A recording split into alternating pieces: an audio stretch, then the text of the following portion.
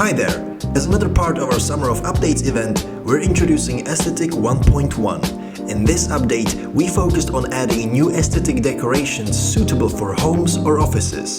Combine these decorations with your interior scenes and your living room renders might start to feel like home. We've added 29 new models to our art collection. Compatible with our existing statuary feature, you can make them look a bit worn off if you want to. All assets are well tagged and organized, so you should be able to find them easily.